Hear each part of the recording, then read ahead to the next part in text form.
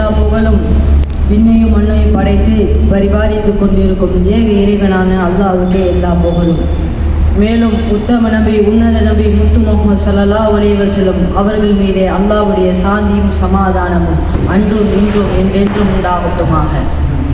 மேலும் அவர்களுடைய வார்த்தையை வாழ்க்கையாக மாற்றி வாழ்ந்து காட்டிய சத்திய சஹாபாக்கள், தாபீன்கள், தபா தாபீன்கள், நாதாக்கள், சுவதாக்கள், அம்பியாக்கள், அவுலியாக்கள், மேலும் இந்த நல்லதொரு திக்ர் மஜ்லிஸில் அமர்ந்திருக்கும் நம் மீதும் அல்லாஹ்வுடைய சாந்தியும் சமாதானமும் அன்றும் இன்றும் என்றென்றும் உண்டாகட்டுமாக. அல்ஹம்துலில்லாஹ். தினமும் அல்லாஹ்வை திக்ர் செய்யக்கூடிய இந்த திக்ர் மஜ்லிஸிலே நாம் அமர்ந்திருக்கிறோம்.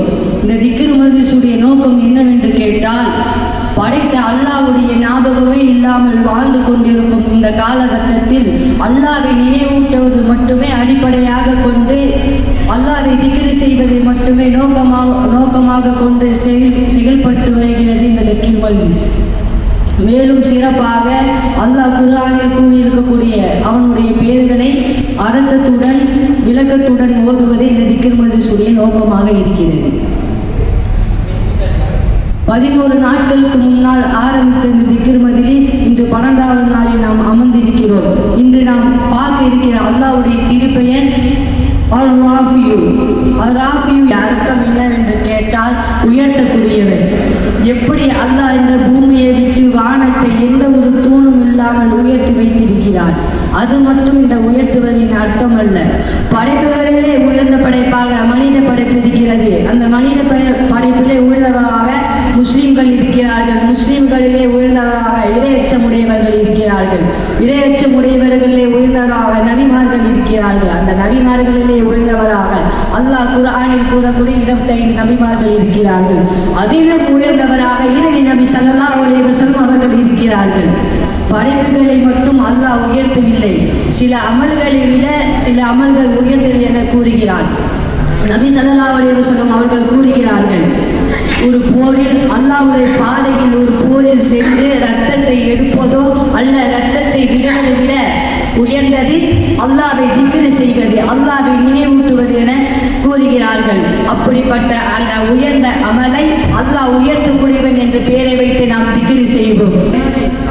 யா ரஃபீயூ யா ரஃபீயூ யா ரஃபீயூ யா ரஃபீயூ யா ரஃபீயூ யா ரஃபீயூ யா ரஃபீயூ யா ரஃபீயூ யா ரஃபீயூ யா ரஃபீயூ யா ரஃபீயூ யா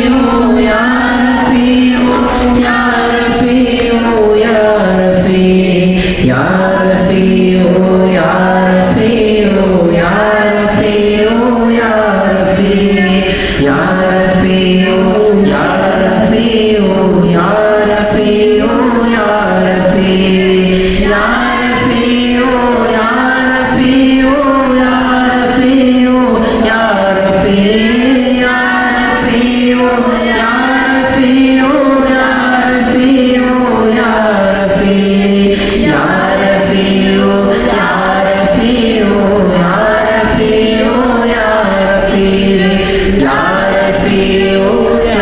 ரஃபீயூ யா ரஃபீயூ யா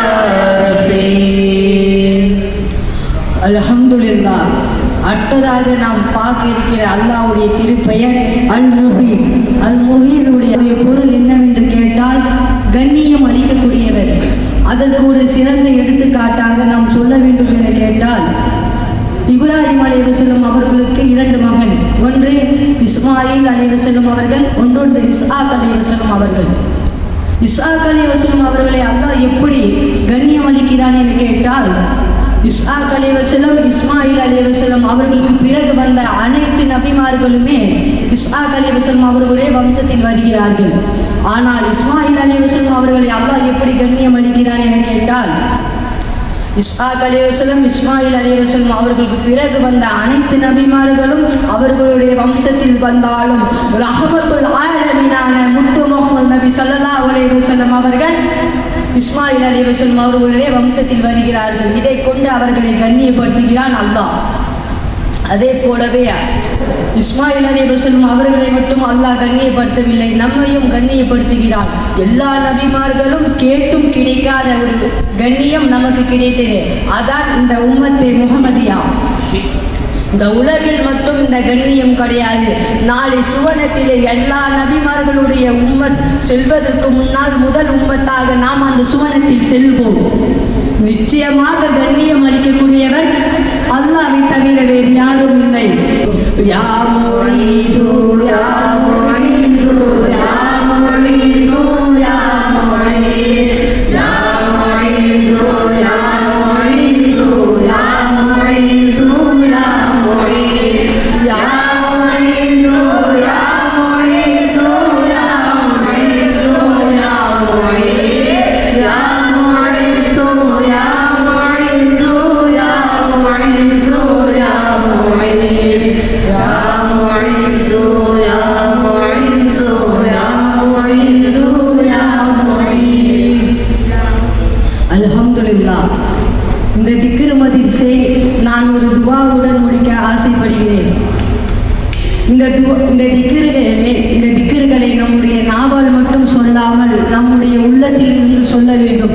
எப்படி அல்லாஹ் நம்முடைய இதயங்களை ஒரு நிமிஷத்திற்கு 72 முறை துடிக்க வைக்கிறானோ அதே போல் அந்த 72 முறையுமே அல்லாஹ்வுடைய பேரை சொல்லி திக்ர் செய்யக்கூடிய உள்ளமாக நம்முடைய உள்ளங்களை ஆக்கி அருள் புரிவானாக. இத்துடன் இந்த திக்ர் மஜ்லிஸை முடித்துக் கொள்கிறேன். அஸ்ஸலாமு அலைக்கும் வரஹ்மத்துல்லாஹி தஆலா வபரகாத்துஹு.